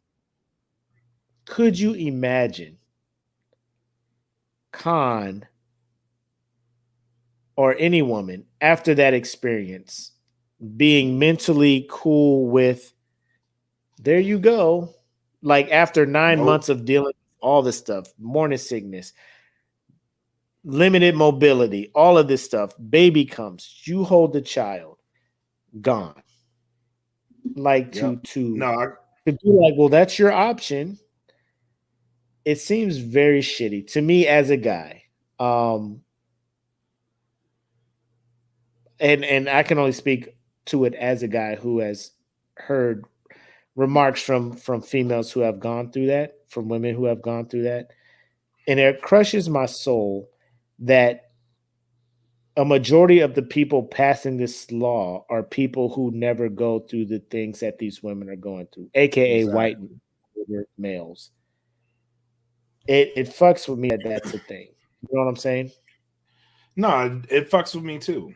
You know what I mean? And to your point, like the first time I saw Khan hold like one of my kids, I was like, oh my God, bro. Like it's in that moment, just for me, watching it was everything. You know what I mean?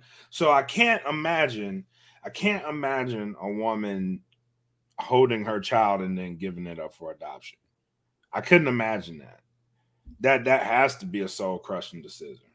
It And has I to want to be. shout out Pitmaster Danielle Swanson because she's on here giving us a female perspective. She says there are so many in the system now that aren't adopted and are mistreated and abused. Sometimes that's worse. People care up until the child's birth, and then after it's not their problem.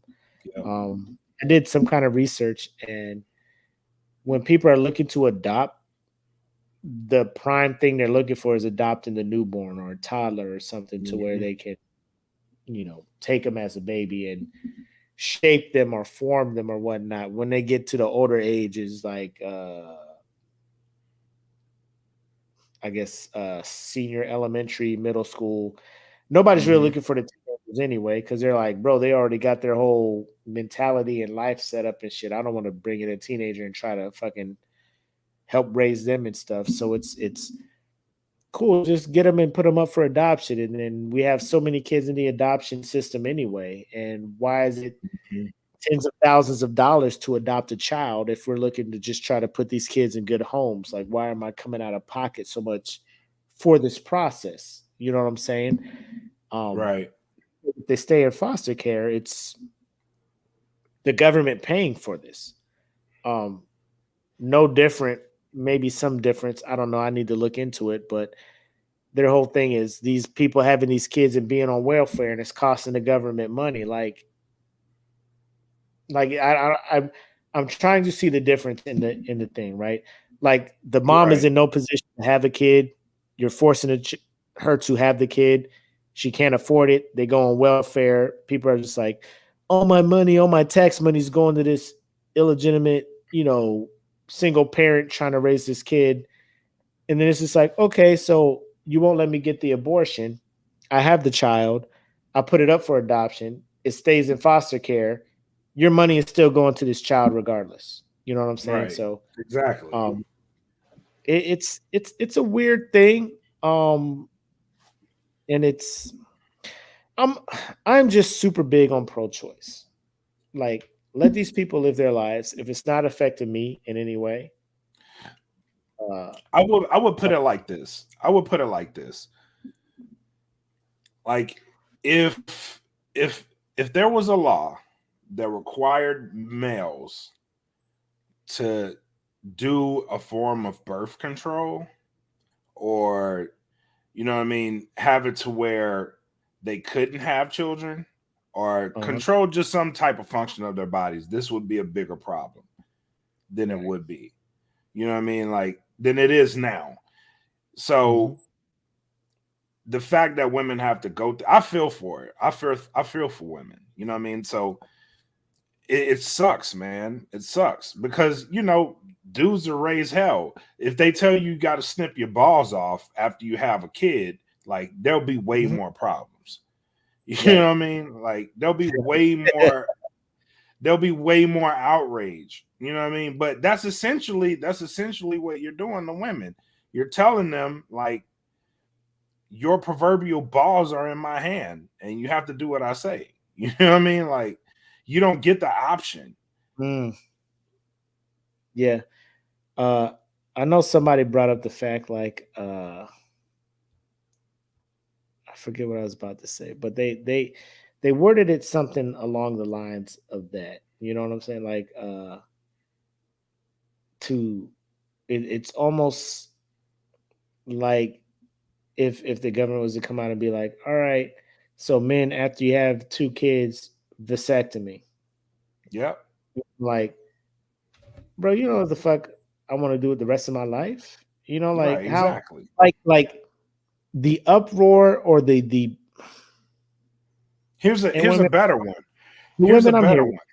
Like if the government was just like men, like if they directed men to, like I said, after X amount of kids, instant vasectomy. You Right. know what I'm saying? Here's a better one. Here's a better Or one. from men as a whole would be ridiculous. Yeah. Imagine if they outlawed Viagra or any erectile dysfunction medication. Imagine if they outlawed that shit. Like you Right. cannot take this shit. This shit is banned because it causes heart attacks, which is one of the symptoms, right? They tell you that in the commercial. If you have an erectile dysfunction and they do their little fast talking shit, heart attack, heart disease is one of those factors, bro. Like you're at risk if you take it, but people don't give a shit because it makes your dick hard. Now imagine if they said we're gonna outlaw this shit because it's killing way too many people. You know how many outraged men there will be? Millions. Yeah. Millions. Well, guess your dick ain't getting hard no time soon, buddy. Good luck.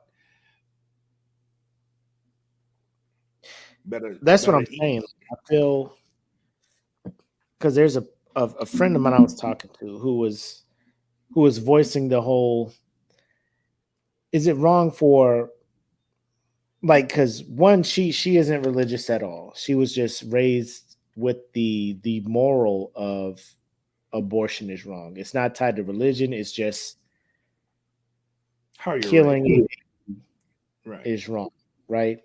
Right. But she also brought that portion up as well as the discrepancy that's still happening in America. Like the biggest focus is obviously on minorities being mistreated wrong, but there are women, like women in this country have yet to get the same treatment as men. Exactly. And I say men, and I mean white men. In this country, white men seem to still be kind of the apex predator, quote unquote. I know that's a bad terminology, but they are what everybody else is chasing. Everybody wants the same rights, the same privilege, the same pay, the same opportunities as the white man. Women, minority women have it doubly bad. You know what I'm saying? So I feel as if, and this is a sidetrack thing, because I was talking to somebody about critical race theory and stuff like that. They're just like, I know you guys have it bad, but what if I was to tell you that women also still have it bad? And I'm just like, well, then let us both come up together then. Like two things can be true at the same time. I know it sounds weird, but minorities can be getting shitted on and women can be getting shitted on at the same time. Black people can be getting shitted on. White women can be getting shitted on. Like we shouldn't be coming at each other that way. We should be looking at what we need to do to get up to the same level. Either one, everybody gets elevated up to the same level, or two, the person at the highest level be brought down to be equal with the people at the lowest level. You know what I'm saying? It is possible for two things to be true. Black lives can matter, and also cop lives can matter. Blue lives can matter as well. Nobody's out here saying cop lives. I'm better than you. Yeah, I'm better than you. You know what I mean? Yes, like no one's saying that. We want cops to be cool too, but quit fucking with the black people. You know what I'm saying? Like whatever. Like as long as it's a movement to get everybody treated the same, I'm on board as a black man. That's where I'm at. That's just how I feel about shit, man. I'm with you. I'm with you on that one. Okay. I'm definitely with you on that one. All right. Have we kicked the horse enough? Thanks. All right, let's move on to our final topic of the night. And you know what? It's been a while since we did this one, buddy. So tonight we are going to bring it back. Ladies and gentlemen. Oh, man's is this? Who man's is this? I need to know. Oh, All right. I forgot all about that. I forgot we had that. It's been a minute. What we got for? Who we going in on? It's been a hot minute. But I was scrolling through my news feed, and when we were coming up for topics for the show, the last thing I sent you, I said, and then there's this. Ladies and gentlemen, 2 Miami cops who idolized the film Bad Boys in Miami charged in a cocaine trafficking operation. Yes, this is right. You heard this correctly. Now, Roderick Flowers and Keith Edwards worked as cops for the Miami-Dade Department. Now they've been arrested on charges of being associated with drug trafficking as reported by the Miami Herald. Now, this went on a 6-month sting, and these guys were out buying cocaine, masking themselves as security guards. Yes, you see the picture. You see the picture.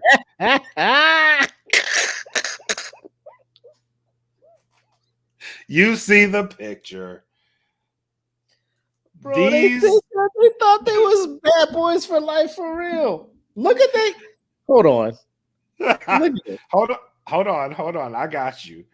My man with the wife beater in the holster and the chain. And then the other boy looking like a reject from Belle Biv DeVoe. Oh, God. Now, you said we sharing screens. Bring it up. Let me see it. Here we go. Look at this shit. My God. Is this on their IG? What is this? Is on their IG. Yes, this is on their IG. Now, ladies and gentlemen, what the entire fuck is going on here? They played it perfectly.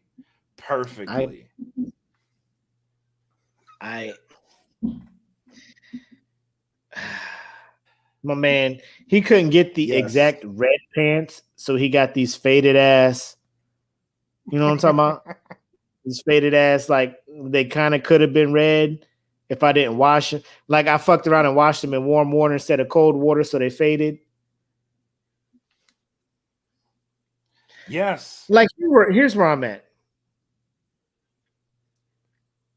I'm into anime. You know what I'm saying? Mm-hmm. I like cosplay. You know what I'm saying? Yes. But when I cosplay, I don't leave the convention thinking that I'm still the same character that I dressed up as. Because that's ridiculous. No.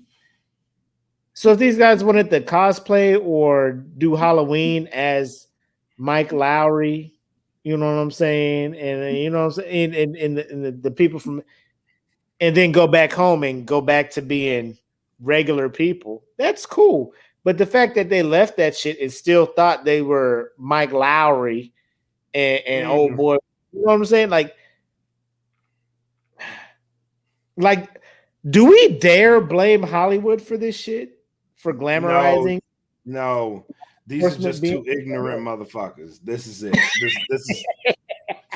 This is the only explanation.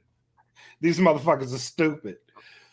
They went as far as putting their IG handles. We ride together, we die together. I saw that. Bad boys for life. Yeah, I saw that. I saw that. I just read that in the article. So I mean, Lady, all right. So they're arrested already. yes. Black, you're the judge. You're the judge who is going to see this case.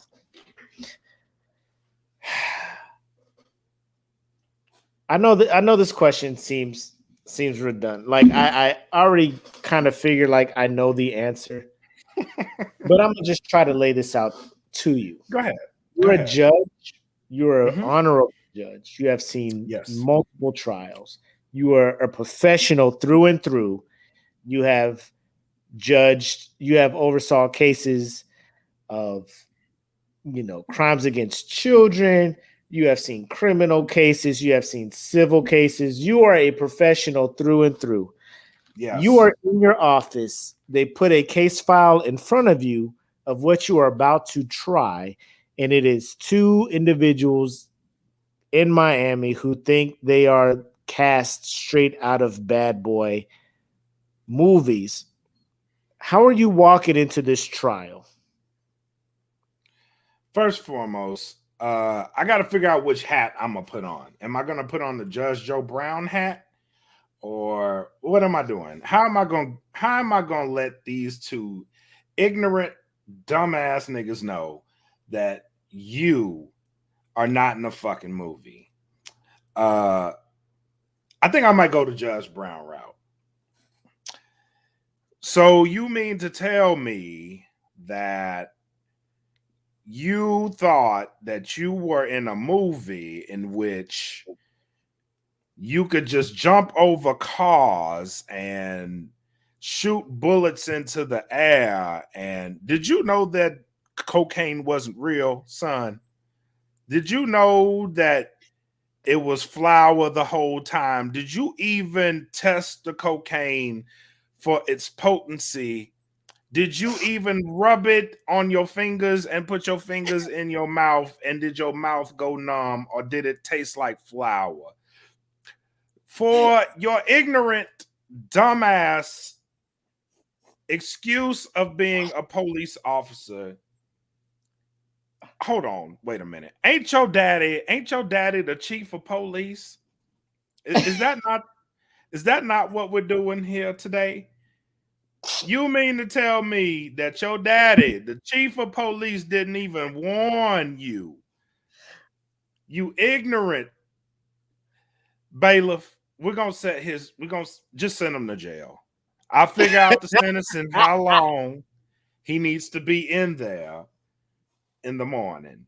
Cause tonight I ain't got time for this ignorance. Oh shit! Just put him in jail. Just put him in jail. We'll figure out how long he needs to stay there. Adamantium. Bill is set at 1 ounce of vibranium.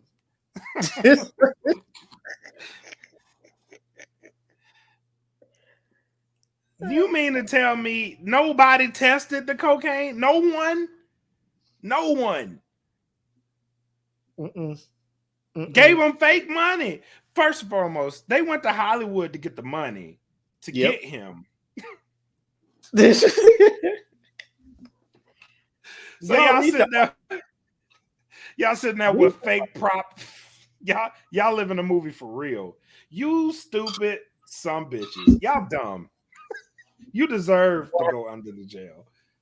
100%. I read that shit. I was like, this is the most Tyler Perry-ish sitcom topic. I'm like, Tyler Perry is probably reading this shit like, nope. Oh, I got it. New BET show. I got a hell of a script.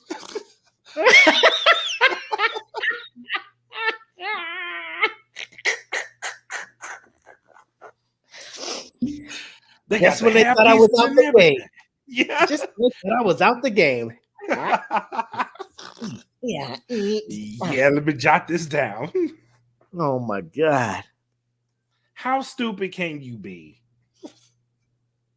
This stupid? these motherfuckers? That's how dumb, obviously. I I don't know. I will go to the point of saying that's why these cops need to be fucking. That police departments need to kind of be kept in check because these motherfuckers get the feeling of entitlement and empowerment to the point where they try some shit like this. You know what I'm saying? Like, there's a lot what gets me. What gets me is they tried it like they were living the life, and then this thing went on for 6 months, bro. So for at least 6 months, you were handling fake cocaine. You didn't know the cocaine was fake. You were handling fake money. You didn't know the money was fake. You were hanging with fake informants. You didn't know the fake. How good of a cop are you? Just how good of a cop are you? Trash. They just wore fucking Ray-Bans and put on wife beaters in the fucking faded crimson. The faded crimson slacks. One of these motherfuckers got an Under Armour shirt on and just badge hanging outside. The fucking song from the fucking first Bad Boys. I'm in the lame, tang, tang, da, touch me, tang, da, bang, da, bubbly, bubbly, bubbly. I need a shy guy. Shy guy. Lame. It's like we're bad boys. Bad boys for life. We're bad boys. We play this in our control car. It's watch that movie and I look and I'm just like, is this not us? And then old boy was like, that is us. It is. Why don't we do that? We should do that. And then now look. Go get. Hey man, here we're going to the Gap. I need you to get these red crimson pants, get this black wife beater, and we're gonna do it big today. I'm gonna go to Foot Locker. I'm gonna get this Under Armour shirt, and then I'll get these black Wrangler pants, and we're just gonna wear our badges. We got it, bro. We got it.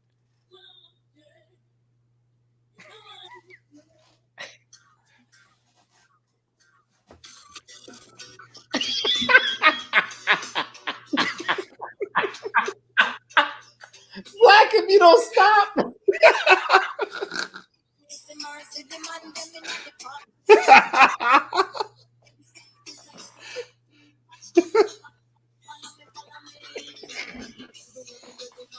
Bro, that's the only song I remember from fucking Bad Boys 1. I don't want no fly guy. I just want a shy guy. And just like you, everybody be like the standard reggae fucking backwards roll shit. I don't want no shy guy. I just want a shy guy. Shy guy. Mercy, mercy, mercy. Follow me.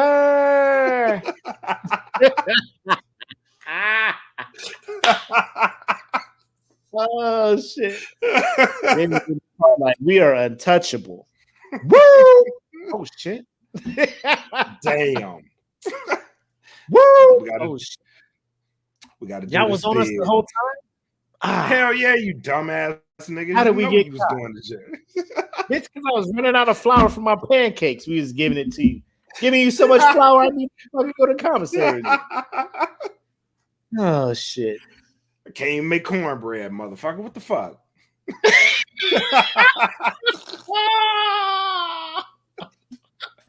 Y'all was running around with Jiffy in these goddamn days. I was running around with Jiffy, the blue box in his hoe.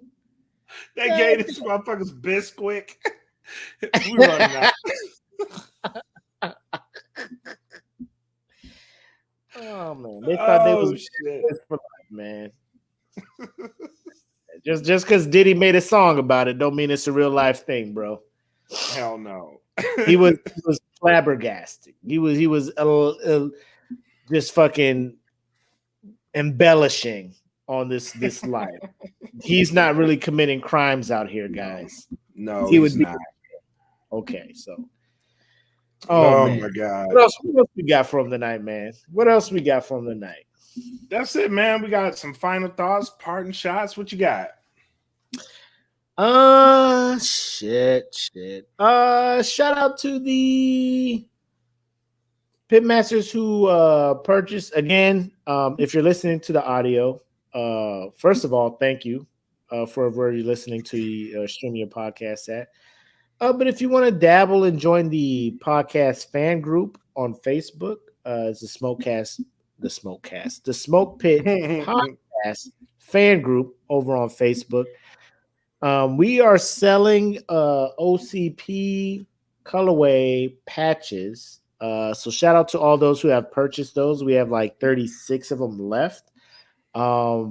Information's in the group. Just hit us up. $10 off the rip, unless you're a Patreon member, which Mac alluded to how to join the Patreon. But shout out to those who are still supporting us that way, man. I can't say enough that you guys would throw your hard-earned money our way to support this. It's a testament to you guys for how loyal and supportive you are, but it makes us sit back and look at and kind of appreciate the work we put in to get to the point where you guys would support us to that. So thank you for that. Believe it or not, that keeps us going. Every little bit of support counts. And also myself and Mac have been talking, showing a couple of designs. I came up with one on Monday, and my man was hyping me up, gassing me up like this is that shit fire. I'm not gonna hold you. I'm like, put that shit up. I'm copping one. So hopefully that shit. I'm guessing it'll be here before next show. If my shit gets here before Friday, please believe I'm gonna take pictures and try to model my ass off in this shit. But I am super confident, and I really like where the podcast is going and growing and learning how, or just learning this whole podcast and merch thing as we go, man. And I appreciate you guys being patient and letting us, giving us the opportunity to learn as we're doing this shit. Not expecting perfection off the rip, but following us on this journey to where it does become perfected. So where, like, when you tune in and this shit is like a Joe Rogan podcast, we got a fucking producer, we got a studio, we got a set, all the shit. So you guys, for fucking with us, rolling with us, watching us get to where we're getting, it is very humbling, and I appreciate you guys for doing that. So, and then all of the Patreons to be able to support us for the full year that we've been going on. Thank you. Yes. And that's what keeps us going and trying to put out the best content out there. So thank you all. And then once again, shout out class 22-2102 call sign night tonight. Y'all be safe out there. I know a couple of them said they fuck with us on the Smoke Pit, but if y'all are watching, if y'all listening, y'all be safe out there. Go somewhere else other than Westgate. Westgate is trash. Try Scottsdale. Try fucking Mill Ave in Tempe. Quit going to Westgate. That's all I'm gonna say. Quit going to Westgate. Go ahead, man. I do want to shout out the Pitmasters and the Patreon. Thanks to you guys for all of the support. Because of you guys, last week I had a technical difficulty with my mic. The mic actually died live on the air. So is that what I needed? Was? Yeah, it died. Like, it was just like, I've had enough. I've had enough. You're using me too much. I'm dying. So thanks to you guys for supporting the brand. Like, y'all don't know what y'all did, but I was able to get a new mic. So thank y'all for supporting, and that actually helped me out tremendously. Hopefully my audio is a lot clearer this week. So thanks to you guys for doing that. That support really does mean a lot, for real. So because of you guys, I'm talking on a brand new mic, and it's great to be able to say that that the podcast played a part in me getting some equipment. So not only me, but y'all did that for E Smitty too as well. So I appreciate that so much. To the Smoke Pit, I appreciate the hell out of you guys, like more than you ever know. Like this week was a really hard week, but I was able to escape that. I'm reading that comment too. So yeah. So I was able to escape and get away for a minute and laugh and at least put up a post or two for the Pitmasters. Like this group really does keep me going. More than y'all know, you know what I mean? So we have a great outlook for 2022. You guys are a major part of that. And just keep supporting the show, man. Like it's funny to me, like seeing this, because the memories are flooding up now in my timeline from last year. And seeing where this podcast was last year, as in compared to this year, it's it's night and day, bro. It's night and day.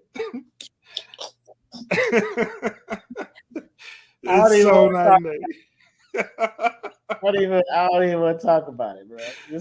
It's so wild. It's like when we're doing this shit, like when we're doing it, when we're doing it, it's like the greatest thing in the world.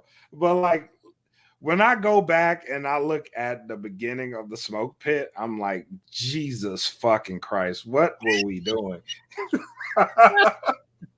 What were we doing? Oh my God.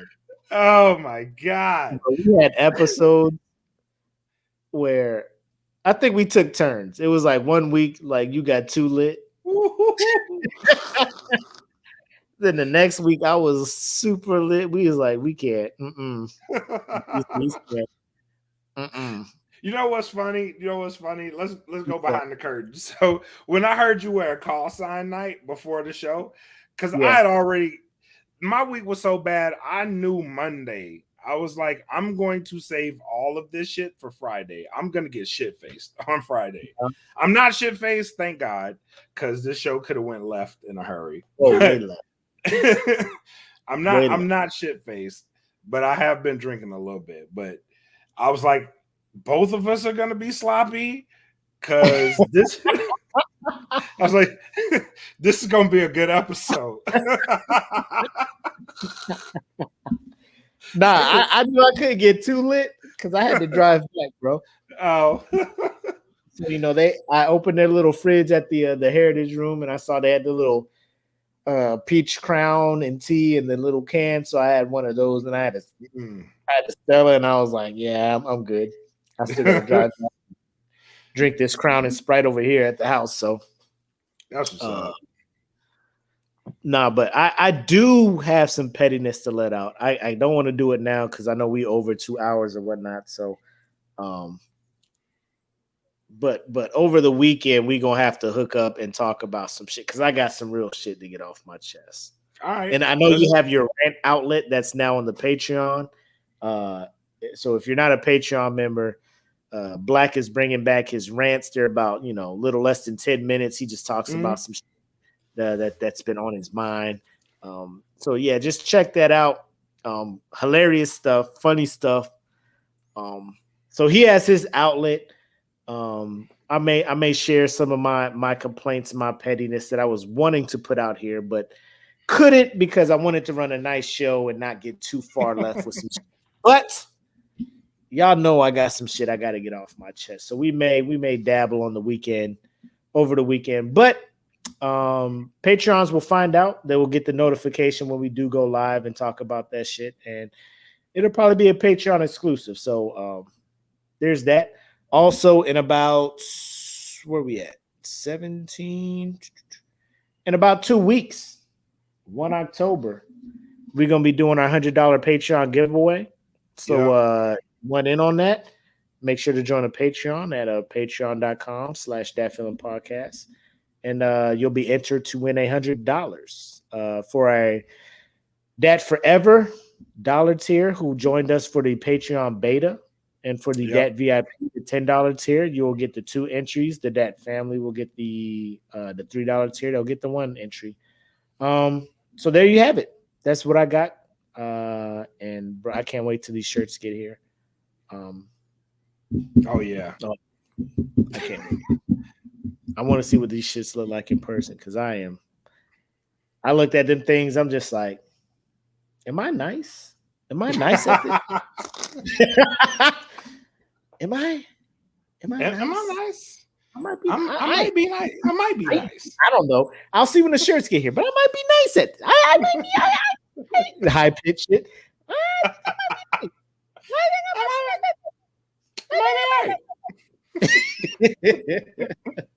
That's all I got. I thank y'all for tuning in with us. I know it's Friday. Y'all out about gallivanting, doing around, but either check back with us on the SmokePit page, Dat Feeling Podcast Network page on Facebook, YouTube. Stream us audio wise wherever you stream your podcast. But however you get in touch with us, man, we just thank you guys for tuning in and rocking with us, man. Thank you guys so much. Man, that's all I got, man. So for me, I am the homie, bred like a king, made us Kelvin Cately. And I'm that guy, Mac, a.k.a. your boy. Thank you tuning in. 56. We're 44 episodes away from 100, people. Just think about that. We almost there. We're going to have to do something for 100. We're going to have to do something big for 100. Oh, hell yeah. I know that now. I may have to do something that make my wife upset about the money, but we're going to have to do something. Because if y'all rocking around and still following us for another 44 episodes, come on now. Come on, bro. You're going to have to do something. I'm going to have to do something. It's a celebration batch. Yes. Y'all take care, though, man. I don't want to take my man's catchphrase, so I have him end it with his phrase. All right, y'all. Thank y'all for tuning in to episode 56 of the Smoke Pit. Till next week. Have love, make sex. Peace. Peace. Welcome to the Smoke Pit. It's Friday night, come and take a load off. Come sit in the Smoke Pit. It's time for us to show off. It's been a long week, come relaxing, get some laughs in, and let's talk about these brackets. And while we at it, tell me whose man's is this? Cause I got questions, I'm hoping you can answer it. Get ready, cause you know we gon' talk a lot of shit.